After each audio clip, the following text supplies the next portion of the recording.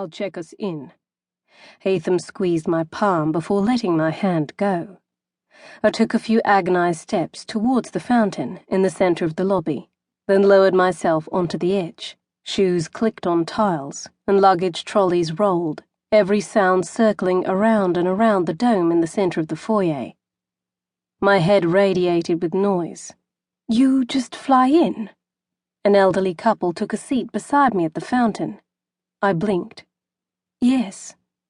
Short and sweet. That's how you lie. At least, that's how I did. Not too many details to trip up on. Holiday?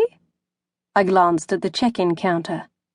Honeymoon, I said, and ended with a yawn.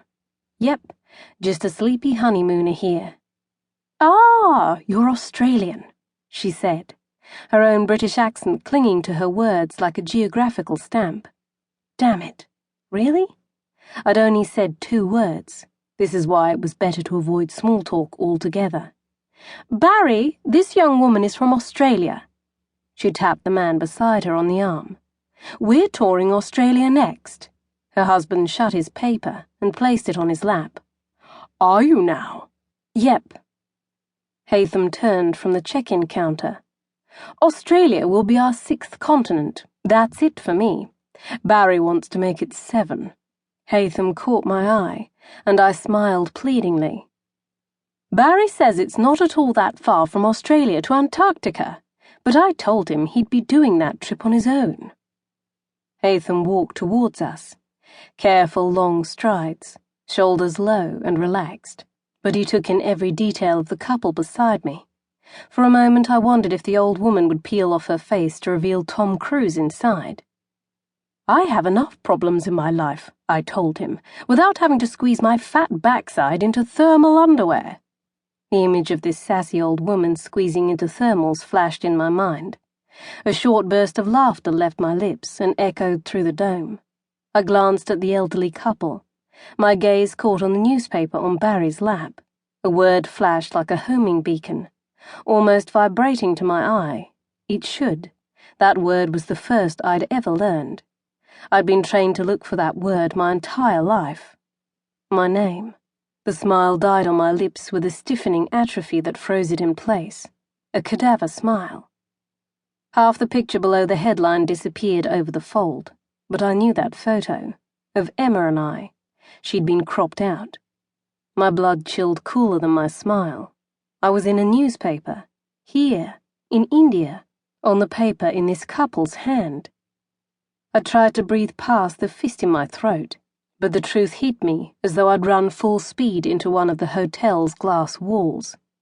I sat there, in India, a false passport in my handbag, in disguise, a girl on the run, a girl missing, a girl whose family searched for her on the other side of the world, desperate and mourning, the terrible thing I'd done, leaving them behind because knowing more would hurt them. I took a shuddering breath, but no one would recognize me.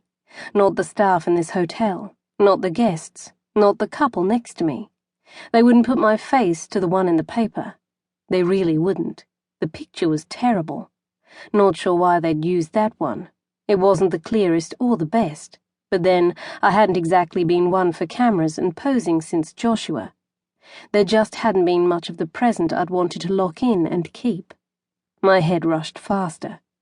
For some reason, amongst it all, my mind stuck on that photo. Not the one in the paper, the actual photo. How I'd been that day, how I'd given in to Emma and let her take the picture of us. How I'd been waiting, always waiting. Just for time to pass, for things to get better, for the day that everything wouldn't hurt so badly, for something, anything to change. Until now. I wasn't waiting anymore. I might hurt, but I wasn't waiting. I'm living. My lips softened. For one sweet moment, that was more important than my disappearance featured on a newspaper not 3 feet away from me. Just for one moment, that fact mattered more. Then I saw Haithem's face. He wasn't looking at the paper. He looked at me, but he'd seen it. He'd seen it all right. His lips pulled across his teeth.